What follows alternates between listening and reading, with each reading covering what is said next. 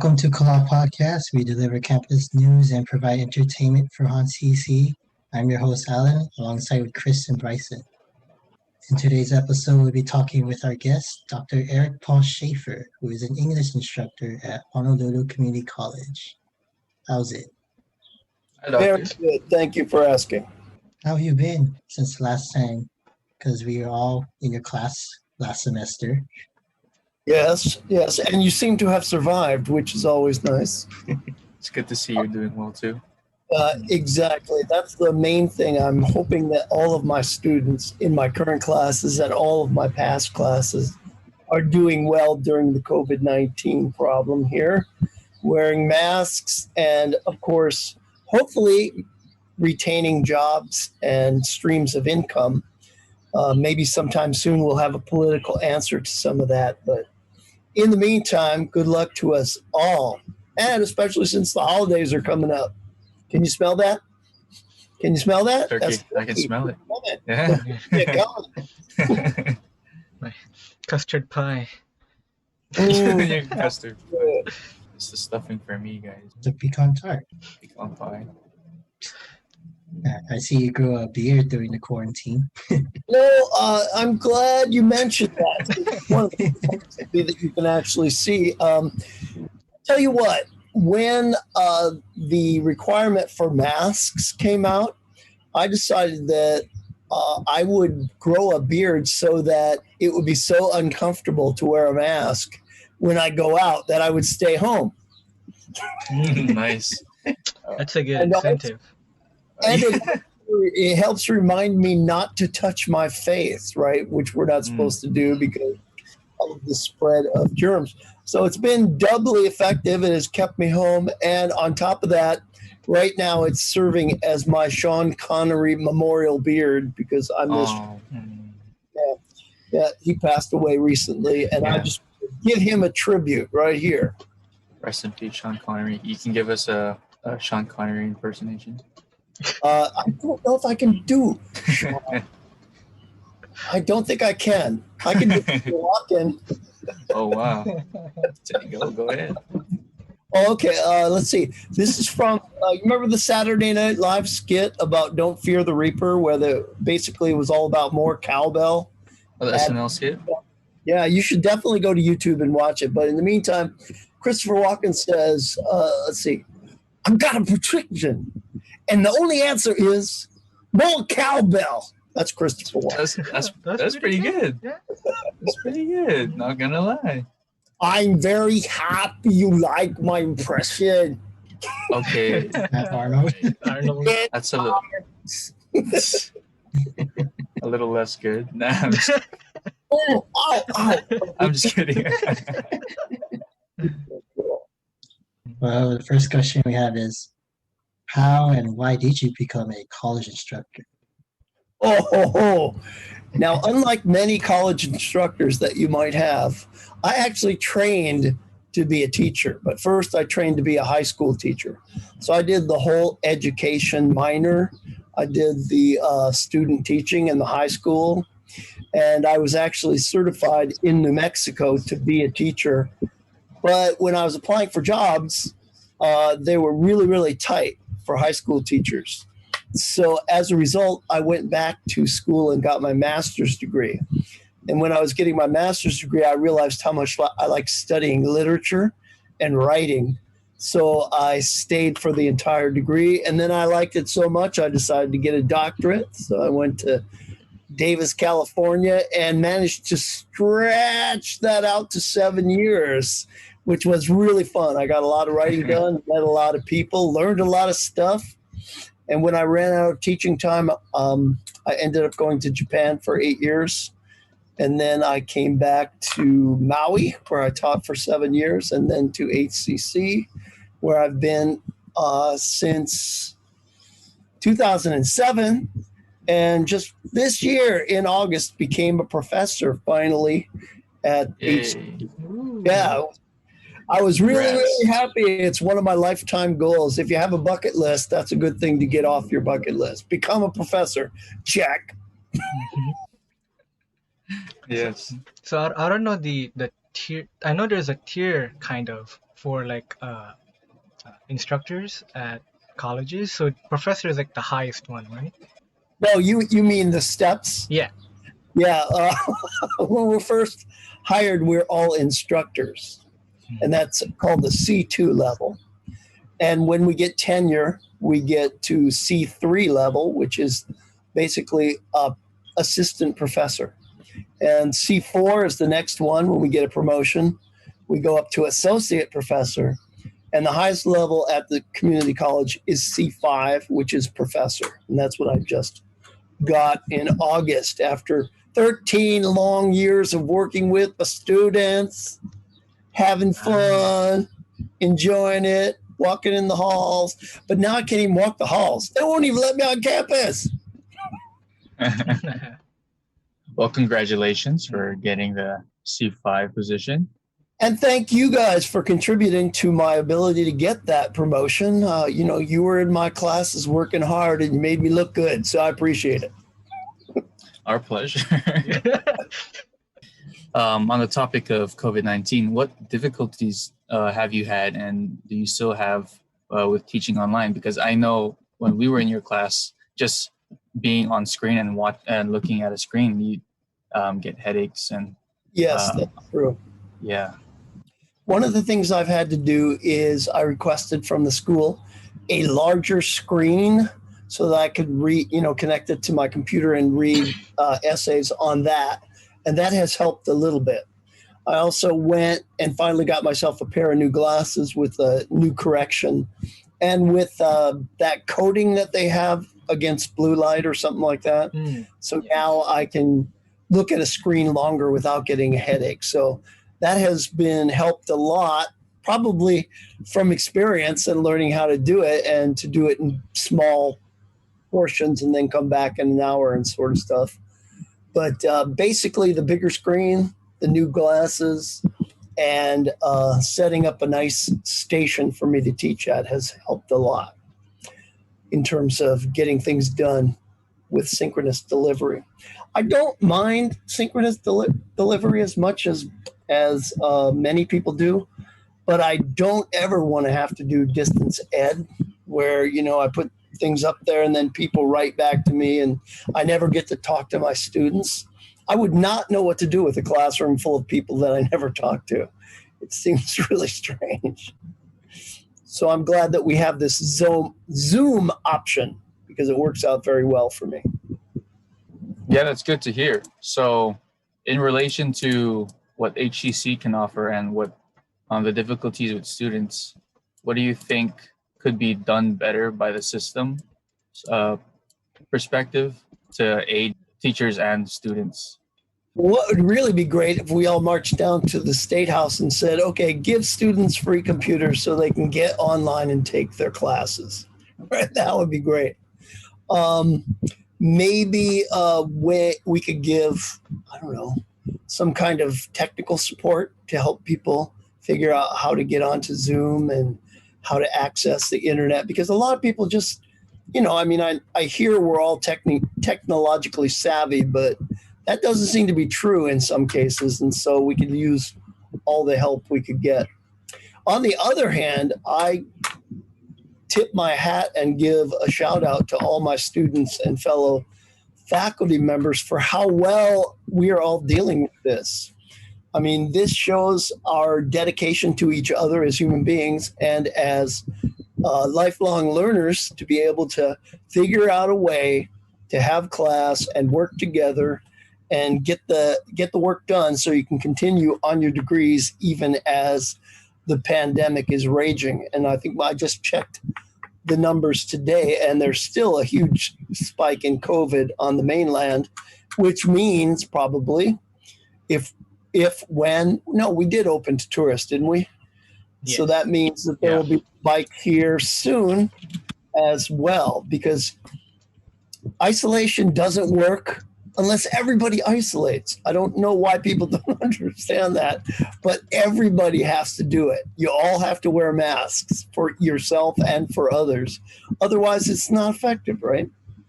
And I feel really bad for Anthony Fauci, the head of the CDC, the guy who is the main doctor for this pandemic. He said somebody asked him, well, why should we wear masks? And he said, I don't know how to tell you why you should care about other people, but you should, right? Why wouldn't you care about other people? Aren't we related to other people? We have big families and we have lots of friends. We should do this mainly because there is no reason not to do it. Sorry about the phone. I don't know who's calling me, but I'm not answering. So do you think that online courses are conducive? It's a conducive environment for students to learn, because you did say that you don't have much of a problem with the synchronous learning, but do you think that in your format of teaching still works for students? My impression is that it still works for students because Right. All of us instructors always have students that come in at the beginning and there's like a full class and then they slowly drop out. And I've had just about the same amount of people disappear as I usually have disappear, which means it's working for the ones who are staying, right? So about the same amount of people are going to succeed in my classes as usually succeed. So I think that means that I and my students are somehow making it work, right? And also, they write to me emails. They have plenty of comments and questions in class. And we really have made all of my writing classes much more workshop classes, because while they're writing in their Google document, I can just go in there and make suggestions, right? That's really a new sort of thing for me. And it's really amazing because you can watch them make a sentence and then say, what about this? And they can fix it right then and understand, right? So in some ways, that part is much more effective than taking home the papers and grading them or something, right? Was that another way you changed your format of your class? Well, it wasn't available basically when I was a teacher in class, because I'd collect papers, go home, write all over them, give them back, right? But here, I can watch them compose papers in my class or during my office hours and make immediate suggestions. So that's always better. The faster the feedback, the more effective, right? So that really does help. So yes, that's one good thing about it. One thing I have as a drawback is when I'm teaching citations, I have to hold up the book and say, what do we need from here? Okay, what comes off the copyright page and all that kind of stuff, because we won't all have the same books, right? And we won't be in the same room where we can just pass them around as we did. I have a whole stack of magazines for people to use when they're writing their parenthetic or their citations. And this time I had to get magazines and hold them up and say, okay, what's the author's name? What page is this? That kind of stuff. But actually, everybody was focused on it. So maybe it worked just about as well, but it's just every single thing has to be thought through differently, and you have to sort of be flexible to figure it out. On the other hand, I'm just the guy to do that because I love having fun and laughing and goofing off. So whenever somebody makes a mistake or I make one, we can enjoy that and then figure out what to do next. Do you think that you would carry over some of the practices that you've come up with from online learning to, if sometime in the future, hopefully in the near future, you'd be able to have in-person classes? That's a really good question. I think maybe I would be more likely to use Loucielago for testing, but that's really not in the classroom, right? I mean, it's just an easier format than printing it out and then putting it all together and bringing it to the classroom and have everybody write all over it. So I might use Loucielago for testing more. I would probably be much more likely to post various class documents on Loucielago so people can get them, because usually when I pass them out in class, everybody has them. Very few people seem to lose the syllabus or the assignment in my classes. But when they do, it can be a real hassle to go get another copy. But here, it'll always be available for them as a PDF or something like that. Let's see. The other important and good thing about being online synchronously is we can go immediately to a website and look at something together, right? I can do that in class because we have the projector and stuff. But this way, they just go there and they can look at the page while I'm talking about it. And they have more control over what they're doing in that way. So the drawbacks and the benefits are sort of uneven because of the different ways that the two modes work. But the main thing to remember here for me is that this sort of format where we're on Zoom is synchronous teaching. They're right there looking at me. Every once in a while, I have to yell at them and go, "Hey," because they think they're watching TV. And I go, I can see you and stuff like that. And so I have to wake them up because they're staring at a screen like they do when they're just watching TV. But once they get the notion that we really are in an interaction here, they seem to do much better. But that's why this works for me. It's because I have the face-to-face, second-by-second interaction with my students. I don't really think I'd do very well at DE. It would just be horrible. All the good stuff about teaching would be gone for me, and all the horrible parts would still be there. So I'm really glad that synchronous is available. So like in fall 2019, there was a workshop on our campus. Basically, it was just they said, come learn how to do Zoom meetings. And I thought, okay, I'll just go to that. I don't even know what a Zoom meeting is. But because I went to that, I was ready for the shift in spring because that is the platform that we started to use. I think HCC bought us a license and now we use that almost exclusively, right? But I was really lucky to be somewhat prepared without knowing it to do this. What are some of the more major difficulties that you have dealing with, students who might be working during class or might not have written their papers on time? Okay, well, here it's writing class, right? So you got to write. So my main problem usually with students is they don't turn in the work. So what can I do? I can't grade anything if I don't have some writing. So that's the main problem still, right? I mean, they're in a class. They don't have to go to actually the campus to be in the class, but they are in a class with the same kinds of requirements and assignments that I usually have in my English 209 or my English 201 or my English 100 classes. So they're the same assignments, and just about the same kind of people turn them in late or don't turn them in at all. So it's just about exactly the same for me anyway. Is it becoming a more common problem throughout all the other classes and not just yours, or do you think it's just because it's a writing class, people are struggling with it more? I don't really think they're struggling with it more. They're just struggling as much as they always struggle with writing, right? I mean, everybody has a hard time with writing. It was not easy for me to learn. I mean, when I took my equivalent course to English 100 way back when I was a little boy and there were dinosaurs outside the window, I got like a C or something in my English 100 course. And then I thought to myself, I'm going to be in school for a long time. I better learn how to do this stuff.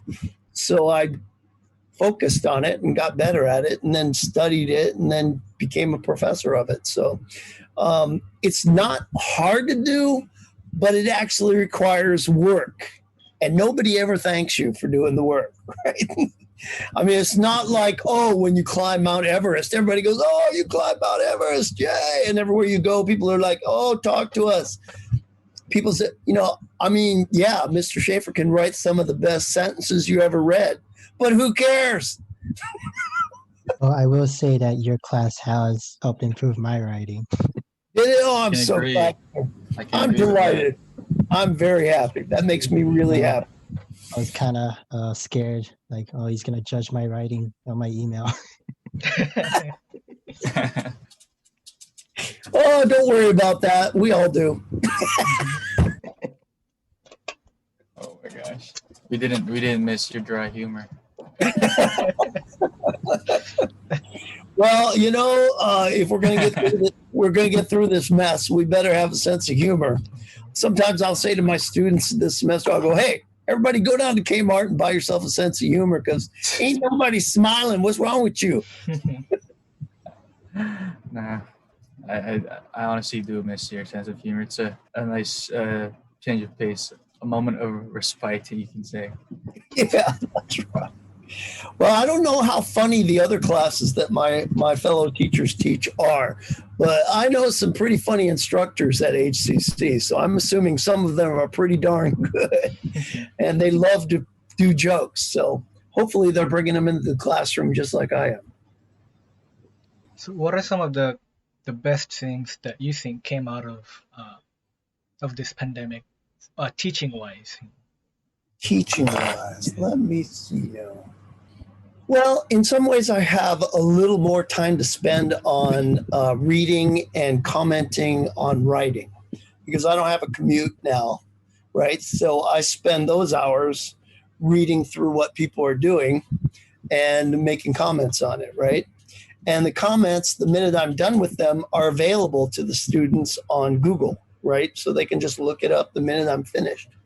So those are two really good things about that, about not having to have a commute, basically. Another good thing for me personally is I've been able to get a lot of reading done. I've really gone back to reading as my entertainment, which is kind of nice for me because I was feeling like I hadn't had a chance to do much reading in the past 4 or 5 years, but I just got on it and I've been really enjoying it. I go out and do my run during the day. And then when I come back, I bring the dog outside and I sit out there and read for a half hour or 40 minutes. And it's just nice to have a regular reading exercise every day. So that's a good thing. And let's see. Oh, my fellow instructors who I meet with tell me that I got my tan back because I'm outside. However, I've done less gardening, which is interesting. So I have weeds all over my damn lawn. I got to go pull them out. Or I got to get somebody to do it. Somebody better pull them weeds because them weeds is growing. It's good to hear that you're staying lively through the pandemic. Yeah, especially since this year I turned 65, so I had to sign up for Medicare. Don't forget to do that when you turn 65. Put that in your calendar right now. But at any rate, I was like, wow, I'm 65? How in the world did that ever happen? Don't worry, you'll find out how it happens. You'll get there eventually, and you'll go, wait, how did this happen? Oh, Mr. Schaefer told me this was going to happen. So what is your favorite thing about teaching at HCC? My students. Wow. Without a doubt. Thank you. No, really. Because when I was a little kid, I was a blue-collar kid. I think I probably told you in class. My dad he worked in like lumber yards and he worked delivering snack cake, like Tasty Cake. Well, you probably know Hostess or Little Debbie. Mm-hmm. He also worked as a tool tester at Black & Decker. So he had, blue collar jobs, and my mom was a secretary or a accountant, not an accountant. The person who does all the figures, not really an accountant, but like a bookkeeper. There you go, a bookkeeper. And she also was a desk clerk at some of the hotels in Washington, D.C. when we lived around there. So I wasn't really raised in a family of schooled people. I was the first one, apparently, to ever finish college. I'm certainly the first one to ever get a doctorate. And I'm certainly the first one to be a professor. So I'm really, really happy to have all of that behind me so that when I see my students who are also in the same position I was in, which was the family not having much money and having to scrape to get by and all that stuff, I can be both a model and a good mentor and a teacher to them. Because you know what? HCC is my peeps, basically. That's where I belong. And I'm really, really feeling at home there because, it's the kind of people I grew up with. So do you have any future plans, career goals, personal goals? I have a future plan to not get COVID-19. That's a good plan. So, and I also have a future plan that if I get COVID-19, I don't give it to anybody. And I also have a future plan to keep my students out of a classroom until it's safe to be there. Because I don't know if you ever thought about this, but the minute that this pandemic started and I realized that people could come into my classroom and catch COVID from each other or from me, and then maybe something really bad would happen, I knew I could not live with knowing that somebody came to my class and got that sick. So the minute that they said you can teach online in spring, I said, yes, that's what I'm going to do. Because I don't want to be responsible for somebody's real big illness or disability or death because of this. And it is possible. I mean, they were talking about how this only affects old people, but that's not true anymore. The scales are going up on the younger people. So everybody has to be careful. And I could not deal with it for a second if somebody in one of my classes died as a result of my class. It's like, it's writing class. Yes, it's important. Yes. But your life is more important. Just basically. Okay. All right. Other future plans. I am going to finish revising my second novel. And then I'm going to send it to my friend Bill, and he's going to send it to his friend who's a publisher in New York. So we're going to keep our fingers crossed on that one. What else am I going to do? I'm going to try to get my selected poems published, another book. I don't know if you guys knew this or not, but A $1 Million Bill was published in 2016 and Even Further West in 2018. So in the last 5 years, I've had 2 books published, and I would like to get now a short book of my selected poems. Selected poems is sort of like your top 10 sort of thing.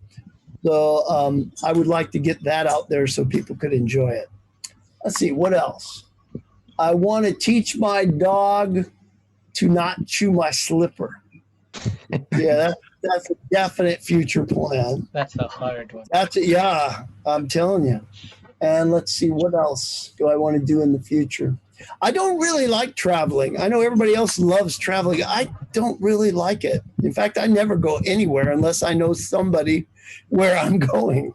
So if my friend says, come see me in Port Townsend, Washington, I might do it. But I'll never say, think I'll go visit India. No way. I ain't no explorer, I'll tell you that. I love to be home. So in some ways, this has been pretty good for me because I've been getting a lot of work done that way. Tell us more about your book so we can... Oh yeah, how do you write a book? Yeah. You write a book? Oh, it is so hard. You have to sit down every damn day and give yourself... Here's my main writing tool. Can you see it? It's my timer. Yeah, he's showing us a little baker's timer. Yeah, it's a little timer. So I sit down and I set this for 1 hour, and then I tape myself to the chair and I keep writing until the thing goes ding. And then I have something to work on, right? Because the hardest thing about writing anything is putting the material down the first time. But lately on my MacBook Pro, I just discovered, and it's probably been there for years and I never noticed it, there's a dictation feature. So I can actually talk out what I'm thinking about, and it just types it for me. Then I can go back and revise and punctuate and all that stuff.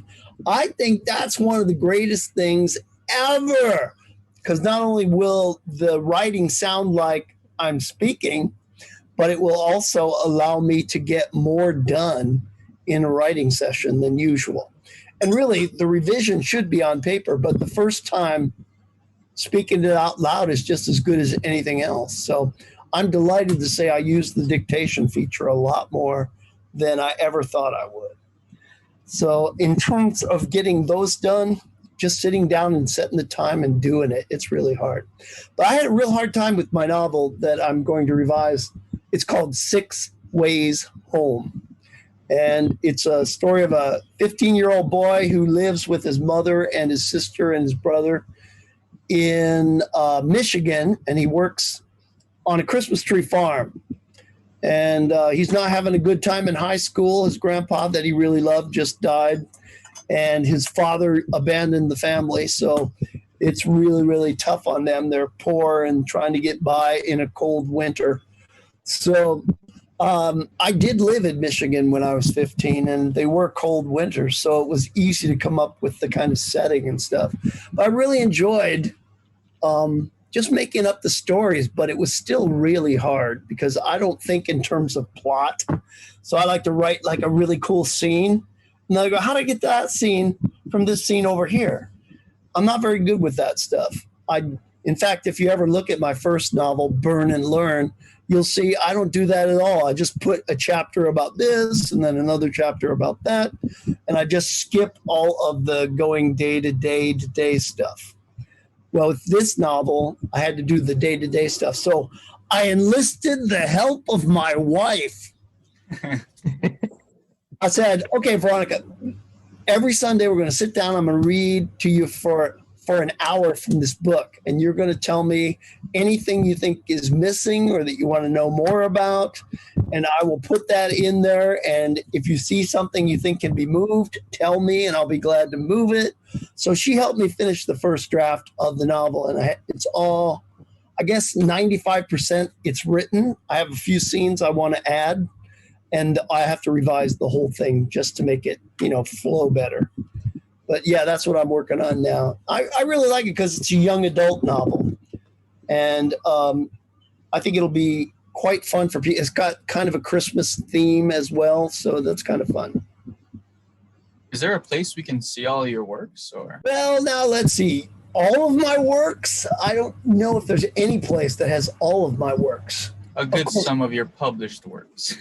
Okay, well, the HCC library has copies of probably all of my last 5 books, which would be Portable Planet, Living at the Monastery, Working in the Kitchen, Burn and Learn, which is the novel, Even Further West, and $1 Million Bill. They're probably all on the shelf. And the public library also has a good number of these, so you can check them out that way. Are they online? Well, on my website, www.ericpaulschaefer.com. Hear that, I did everybody? not name that, by the way. My friend Hear wrote that, for me. everybody? And she chose Eric Paul. I thought, why didn't you just call it like dork.com or something? But no, she had to use my entire name. So now I'm embarrassed every time I tell somebody my .com address. Anyway, there's some poems on there. And then in various magazines online, like if you do the obvious and you Google Eric Paul Schaefer with double quotes around it, it'll pull out poems from various magazines all over the web, maybe even some of my nonfiction and my fiction. So it's available out there, but let's put it this way. Whatever you can find is available. Gotcha. Yeah. But writing has always been one of my favorite things to do. And even if you don't get published, if you get to write and you love to write as much as I do, then you've got your reward. If you just get to write it, you should be happy. And if it gets published, that's gravy. And if people read it, that's gravy. And if people like it, that's gravier. I love it.